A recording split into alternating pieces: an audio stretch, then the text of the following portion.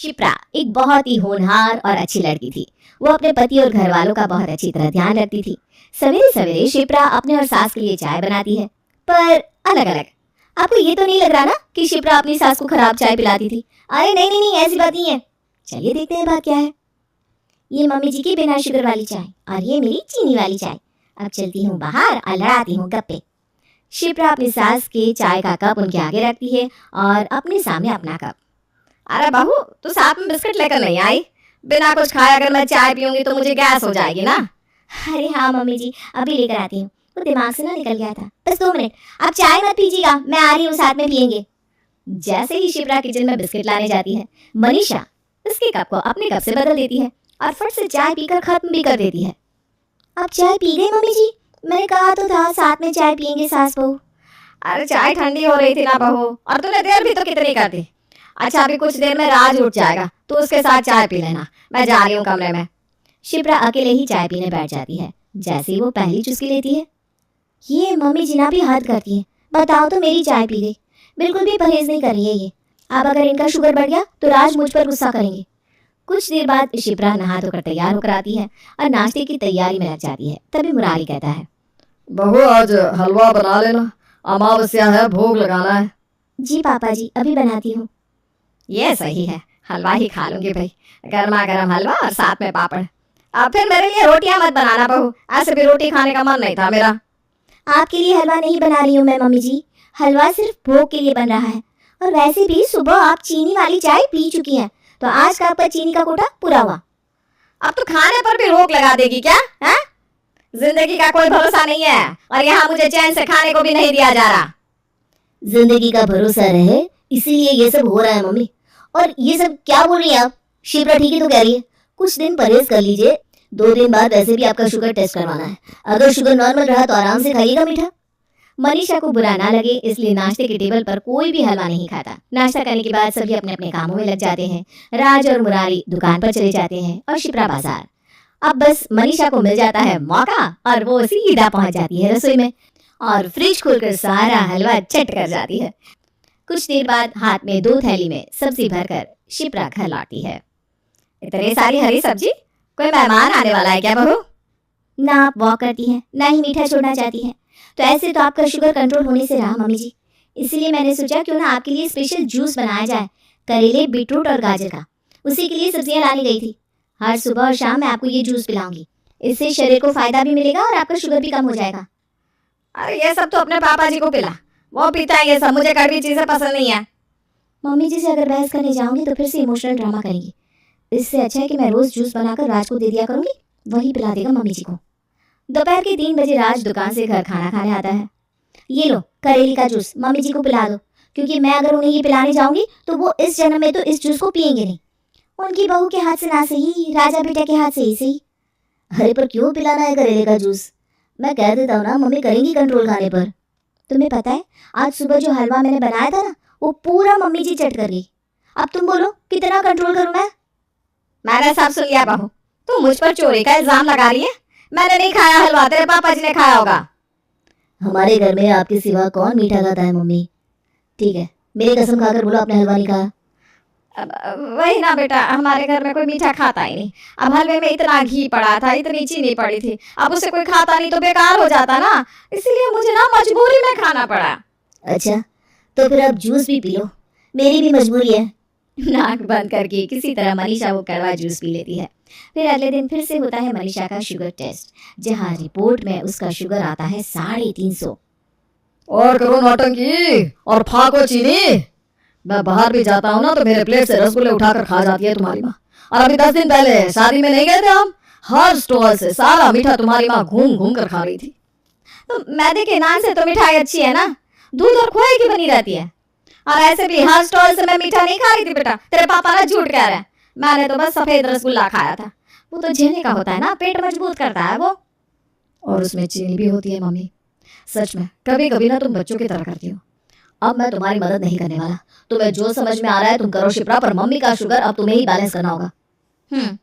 तो आज से जो जूस 2 टाइम पिलाया जा रहा था वो 4 टाइम पिलाया जाएगा मम्मी जी को, और नो आलू नो राइस। अब तुम लोग ना मेरे साथ जबरदस्ती कर रहे हो, ये चीज याद रखना बहू। अब तो मैं जूस पीऊंगी ही नहीं। क्या चाहती हो मम्मी, कि टेंशन से मुझे बीपी की बीमारी हो जाए? अब क्या करूं, इस राज के आगे तो मैं कुछ बोल भी नहीं पाऊंगी। कैसे बचूं? आइडिया, खाने में तो कड़वा कुछ होता ही नहीं है। अच्छा ठीक है बहू, मैं कुछ कड़वा पीने को तैयार नहीं हूँ, पर तू कुछ भी कड़वा खाने को देगी तो वो मैं खा लूंगी बस। अब ये तो शिप्रा के लिए एक बहुत ही मुश्किल टास्क हो गया था, जिसे उसे कैसे भी किसी भी हाल में पूरा करना था। पूरी रात शिप्रा इतना दिमाग लगाती रहती है कि ऐसा क्या बनाए जिससे उसकी सास की शुगर ठीक हो सके। गूगल पर तो कभी कुछ सर्च करना ही नहीं चाहिए। कच्ची नीम के पत्ते, अब कैसे खिलाऊं मम्मी जी को, इतनी भी बुरी नहीं हूं मैं। कच्चा करेला वो खाएंगी तो उन्हें उल्टी हो जाएगी। कुछ और सोच शिप्रा। मम्मी को फोन करती हूँ, वही बता पाएगी ऐसा तरीका जिससे करेले का इस्तेमाल भी हो जाए और उसकी कड़वाहट भी ना रहे। अपनी माँ, अपनी बहन और न्यूट्रिशनिस्ट के साथ कंसल्ट करने के बाद शिप्रा अगली सुबह नाश्ते में बनाती है करेले के पराठे और उसे पिज्जा की तरह डेकोरेट करके उसके ऊपर बहुत सारी सब्जियां डालकर सभी को सर्व करती है। तूने पिज्जा बनाया बहू? जी मम्मी जी, पूरी रात मैंने रिसर्च की और ये पाया कि किसी भी चीज की दवा खुशहाल मन है।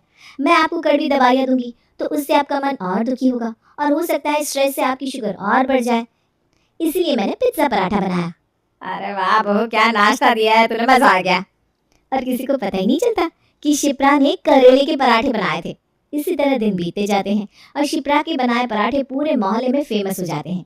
एक दिन मनीषा की सहेलियां शिप्रा के हाथों के पराठे खाने उसके घर पहुंच जाती है, जहां शिप्रा करेले के पराठे को पिज्जा पराठा बनाकर सभी को परोसती है, जिसे खाकर मेघा मनीषा से कहती है, ये कौन सा इलाज कर रही है तुम्हारी बहू, इतना हैवी खाना? मुझे तो लग रहा है तेरी बहू चाहती है तेरा शुगर बढ़ जाए और साथ ही साथ तेरा लीवर भी फेल हो जाए और तू परलोक सिधार जाए ताकि वो फ्री हो जाए और तू पागलों की तरह खुश होकर अपनी बहू की तारीफ करती फिर रही है। मनीषा की सहेलियों की कही बातें उसके दिमाग में घूमती रहती है और रात को जैसे ही शिप्रा उसे करेले के पराठे परोसती है, मनीषा खाने की प्लेट पीछे कर देती है। तू चाहती है ना कि मैं मर जाऊं? अरे तो सीधा सीधा जहर ही दे दे मुझे, ये सब ढोंग तो मत कर बहू।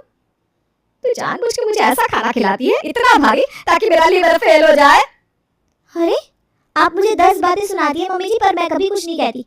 1 महीने से खिला रही हूँ ना आपको ये खाना, तो अब तक तो आपका लीवर डैमेज हो चुका होगा। कल शुगर के साथ साथ आपका लीवर भी टेस्ट करवा लेते हैं, फिर बात करती हूँ आपसे। अगले दिन मनीषा के रिपोर्ट बिल्कुल नॉर्मल आते हैं। हाँ, ये तो भगवान का चमत्कार हो गया बेटा। ये चमत्कार नहीं मम्मी, आपकी बहू की मेहनत है। आप जिसे भारी खाना कह रही थी ना, वो करेले का पराठा था और उसके अलावा उसमें मीठी नीम और न जाने क्या क्या था। उस पराठे को पिज्जा की तरह शिप्रा सजाती थी और उसके ऊपर सब्जियां डाल देती थी ताकि आपको जरा भी पता ना चले कि करेले का बना हुआ है, क्योंकि अगर आपको इस बात की भनक लग जाती तो आप कभी भी पराठा खाती नहीं। आपके साथ साथ हम सब भी वही खाना खा रहे थे मम्मी, और इतना करने के बाद भी आप शिप्रा को गलत कह रही है। आप समझ में आया कुछ बहुएं क्यों अपनी सास के साथ रहना नहीं चाहती। तुमने मेरा शुगर ठीक कर दिया बहू, और मैं तुम्हें ही गलत कहती रही। मुझे माफ कर दे बहू, लगता है मैं सठिया गई हूँ। अच्छा, अब सब कुछ ठीक हो गया ना, तो इस बात को यही छोड़ दो। और मैं तो कहता हूँ बहू, तुम अपने इस आइडिया को किसी बड़े रेस्टोरेंट को बेच दो और इसी तरह हम टेस्ट। परिवार में पार्वती, उनके पति धनराज, छोटा बेटा वरुण, उसकी बीवी किंजल, बड़ा बेटा ऋषि, उसकी बीवी रुचिता और पार्वती जी की इकलौती बेटी आहना होते हैं। कोई भी आनाकानी नहीं करेगा आज काम में, सासू माँ का बर्थडे है। आना, तुम वो लाल और पीले फूलों से वो वाला एरिया सजा दो। रुचिता दीदी, आप वो लाइटिंग्स और झालर लेकर मेरे साथ बरामदे में चलिए ना, वहाँ की सजावट भी बाकी है। किंजल, केक बुक हो गया है, पापा बस मम्मी को एयरपोर्ट से घर ला ही रहे होंगे। गाइस बी क्विक, मम्मी के आने तक सारा तामझाम रेडी होना चाहिए। जम्मू की यात्रा के 1 महीने बाद सासू माँ घर लौट रही हैं। मैं उनके लिए आरती की थाली सजाती हूँ। हाँ रुचिता, ये एकदम बेस्ट आइडिया है। So guys, मैं हूँ लाइव और आज मेरी मॉम का बर्थडे है, वो भी 57th बर्थडे, और यहाँ पर घर में सभी बिजी हैं। क्या कर रही है आओ? कहीं मम्मी तेरे लाइव को ज्वाइन कर लेगी तो?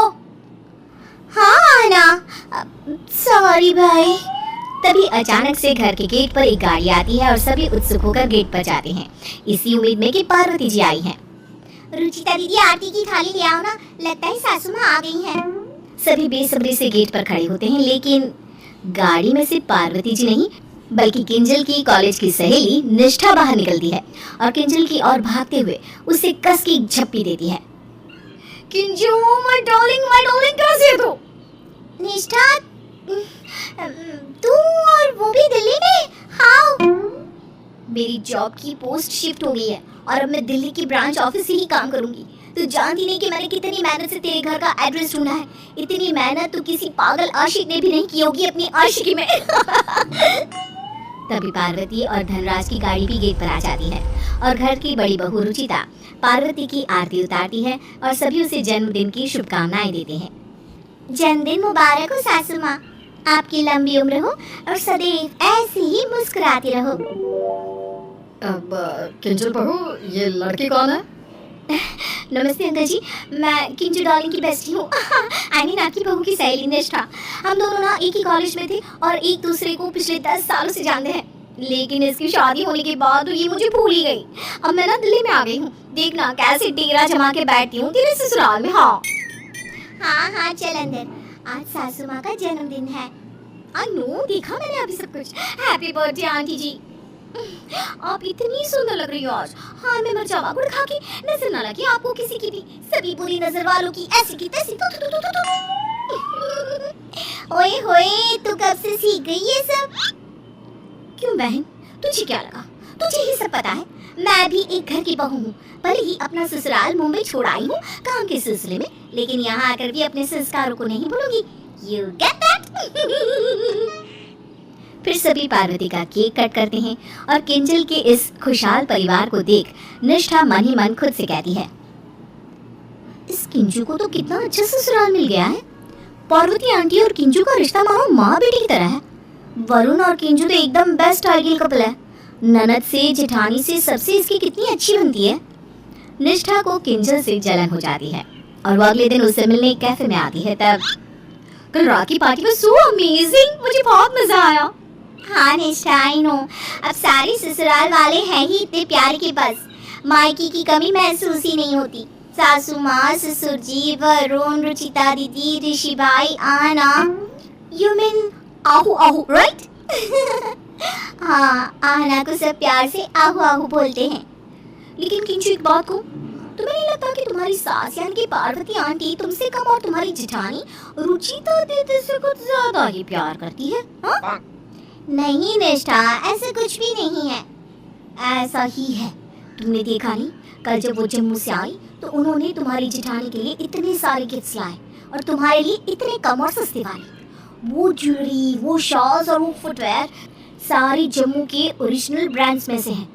लाइफ में 10 बार हुआ हूँ मैं वैष्णो देवी। आई नो किंजू, सब कितना महंगा वाला था। ऊपर से पार्वती आंटी और धनराज अंकल तो सिर्फ रुचिता दीदी और बाकियों की ही तारीफों की पोल बांध रहे थे। तुमसे तो बस दिखावे वाला प्यार कर रहे थे वो। लेकिन तुम्हें ऐसा कैसे लगा? मुझे तो 5 साल हो गए रायचंद फैमिली में। तुम्हें इस बात का अंदाजा और एहसास इसलिए नहीं हुआ क्योंकि तुम उस घर की बहू हो, उसमें रहती हो। किंजू, तुम्हारे ससुराल में सबके खाने के दांत अलग है और दिखाने के दांत कुछ और। ट्रस्ट मी, मैं बाहर वाली हूँ, कल सब कुछ पहली बार देखा, उसी का वर्डिक्ट दे रही। तेरी बेस्टी हूँ ना, इसीलिए तो तुझसे कह रही हूँ। वरुण को अपनी मुट्ठी में रख, फिर देखना सास कैसे झुकती है। और तो और वरुण पर भी ना ध्यान दे, कल बर्थडे पार्टी में कितना फोन बज रहा था उसका बार बार, इतने वर्क कॉल्स और मैसेजेस, और वो भी ऑफिस के आफ्टर आवर्स में। Sounds strange, है ना? इसीलिए सतर्क रहो। चलो चलती हूँ मैं, कल बेसन के लड्डू बनाऊंगी, तेरे घर पे देने जरूर आऊंगी। Okay bye. निष्ठा की इन सारी भड़काई गई बातों को सुनकर किंजल मानो स्तब्ध सी रह जाती है और उसे अपने ससुराल वालों के साथ अपने रिश्तों पर शक होने लगता है कि सच में उसकी सास उसे कम प्यार तो नहीं करती।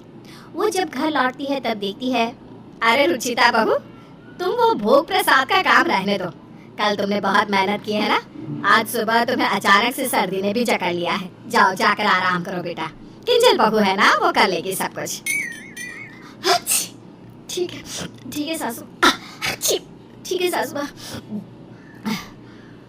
ओए आहू आहू, किधर है तेरा प्रोजेक्ट? तुझे तो मेरी हेल्प चाहिए थी ना? नहीं ऋषि भाई, किंजल भाभी मेरी हेल्प कर देंगी। आफ्टर ऑल वो भी एक आर्किटेक्चर की स्टूडेंट रही हैं। ये सही है, जब भी कोई काम हो तब सबको किंजल की ही याद आ जाती है। भाई वैसे मुझे भी किंजल बहू से कुछ काम था, वो शाही टुकड़ा बड़ा अच्छा बनाती है, उससे बनवाना था। यस यस डोंट वरी, मैं हूं ना। ये सभी अलग अलग दृश्य देख निष्ठा ने मन में बोया हुआ एक बीज अब एक पेड़ का रूप ले लेता है। किंजल रसोई में रोते हुए काम करते समय अपने आप से कहती है, सभी बस मुझसे काम तक का वास्ता रखते हैं, तबीयत तो मेरी भी खराब होती है, फिर भी मैं काम करती हूँ। और वरुण भी इतनी प्यार भरी टोन में किसी से बात कर रहा था, लगता है उसका भी किसी के साथ चक्कर चल रहा है। निष्ठा ने मुझे आईना दिखा दिया, मेरे घर में सबने मुझे धोखा दिया। तभी वहां पर पार्वती जी आती हैं और किंजल को और काम सौंपती है। किंजल अपना आपा खो देती है और चिल्ला पड़ती है, बस कीजिए आप सब, काम से ही मतलब है ना बस आप लोगों को। आपको तो बस रुचिता दीदी ही प्यारी है, मैं नहीं। अरे किंजल बहू, तुझे ये क्या हो गया? देख लिए आप सबके रंग मैंने। किंजल अपने काम से काम रखती है और किसी से ठीक से बात भी नहीं करती। रात में वरुण का फोन भी चेक करती है, पर उसमें सारे बिजनेस कॉल्स ही होते हैं, किसी लड़की का मैसेज भी नहीं होता। तुम्हें ये क्या हो गया अचानक से किंजल? सुबह से तुम्हारे हाव भाव बदले बदले से लग रहे हैं। मुझे किसी से कुछ बात नहीं करनी, तुमसे भी नहीं। निष्ठा के भड़काने का परिणाम इतना गहरा हो जाता है कि अब किंजल घर के सभी सदस्यों से खफा खफा रहने लगती है और वहाँ रोजाना निष्ठा किंजल के कान भरती ही रहती है और उसे उसके ससुराल वालों के खिलाफ भड़काना जारी रखती है। किंजल तो अब पूरी उसकी बातों में आ गई थी। फिर एक रात जब किंजल अपने ससुराल वालों से झगड़कर निष्ठा से मिलने जाती है, तब उसके घर के बाहर से वो चिल्लाने की आवाज सुनती है और देखती है कि निष्ठा फोन पर बात करते हुए रो रही है और चिल्ला रही है, हाँ नहीं आना मुझे वहाँ पर। अरे तुम जैसे ससुराल वालों के साथ रहना नर्क में रहने से कम नहीं। गिरीश, तुम्हारा अफेयर चल रहा है ना बाहर। तुम्हारी माँ, तुम्हारे पापा, तुम्हारे बहन सब मुझे नापसंद करते हैं। इवन जेठानी जी जो एक विधवा है, उन्हें विधवा होकर भी इतनी इम्पोर्टेंस मिलती है, मुझे तो कोई पूछता तक नहीं। क्यों? क्योंकि मैं बांझ हूँ, अनाथ हूँ, इसलिए। रखो फोन। मेरी तो लाइफ ही खराब है और एक तरफ वो किंजू, उसकी लाइफ मेरे सामने तो मानो किसी फेयरी टेल से कम नहीं है। निष्ठा की बातों को सुनकर किंजल के होश उड़ जाते हैं और वो निष्ठा के पास जाकर कहती है, वाह जी वाह, वो डायलॉग याद आ गया मुझे निष्ठा। धोखे की अपनी ही एक अलग खासियत होती है। जब भी मिलता है किसी अपने से ही मिलता है, वो जिन पर हम आंख बंद करके भरोसा करते हैं। तुम्हारा घर टूटा है इसलिए तुमसे मेरी खुशियां बर्दाश्त नहीं हुई और तुम मेरी खुशियां जलाने के लिए घी का कटोरा और माचिस लेकर आ गई मेरी जिंदगी में। निष्ठा अचानक से रो पड़ती है, बच्चों की तरह किंजल से लिपट जाती है। मुझे माफ कर दे किंजू, मैं सच में अपनी लाइफ में बहुत दुखी हूँ। रो मत, मैं समझ सकती हूँ तुम्हें। बस कर, रोना बंद कर बस। अब उस गिरीश जैसे हैवान और उसके परिवार वालों से सब नाते तोड़ दे। तेरा इस दुनिया में कोई नहीं है ना, अपनी नई शुरुआत कर, हिम्मत रख। दूसरों की खुशियों से जलने वाले अक्सर अपने ही इर्द गिर्द आग लगाकर उसी में जल की राख हो जाते हैं। तुम्हें माफ तो कर रही हूँ, लेकिन तुझे अपनी माफी की कीमत खुद को बदल कर चुकानी होगी। तुम्हारी बातें सुनकर मेरे बदन पर रोंगटे खड़े हो गए। मैं वादा करती हूँ तुम्हें, अब मैं रोती हुई अबला नारी नहीं, एक स्ट्रॉन्ग इंडिपेंडेंट वुमन बनकर दिखाऊंगी। उस दिन के बाद से निष्ठा पूरी तरह से बदल